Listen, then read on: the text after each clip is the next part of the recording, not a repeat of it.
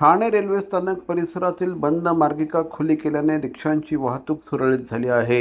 आमदार संजय केळकर यांच्या संयुक्त पाहणी दौऱ्यात हा निर्णय घेण्यात आला. यावेळेस त्यांनी रिक्षा मार्गिका, स्टेशन परिसरातील पोलीस चौकी, जुनं बस स्थानक आणि रेल्वे स्थानक परिसराची पाहणी केली.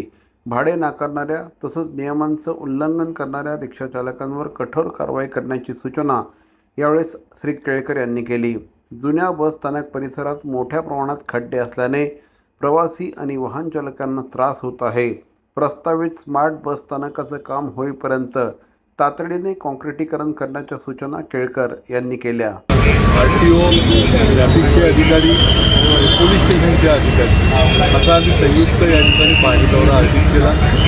आज काय होतं आहे की काही रिक्षावाले जे आहेत ते इतके उर्मत्तपणे आणि उन्मत्तपणे या ठिकाणी काम करतात, कोणालाच दाद द्यायची नाही अशा प्रकारची भूमिका घेतात आणि त्याच्यामुळे लाखो प्रवाशांना मुख्य म्हणजे त्याचा त्रास होतो. या ठाणे स्टेशनला हे तर सर्वात जुनं आहे.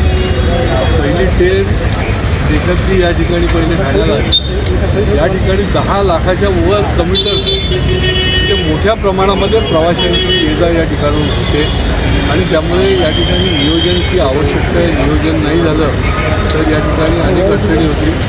या ठिकाणी ट्रॅफिकच्या अधिकाऱ्यांनी त्यांच्या सोयीने नियोजन केलेलं आहे, पण आता पुढच्या काळामध्ये याचं नव्याने नियोजन करण्याचं आम्ही अधिकाऱ्यांच्या बरोबर बसून ठरवलं आहे. RTOचं देखील या ठिकाणी अधिकारी सकाळी गर्दीच्या वेळेला 4 तास, संध्याकाळी 4 तास हे या ठिकाणी थांबतील याच्या संबंधातही आम्ही निर्णय केला आहे.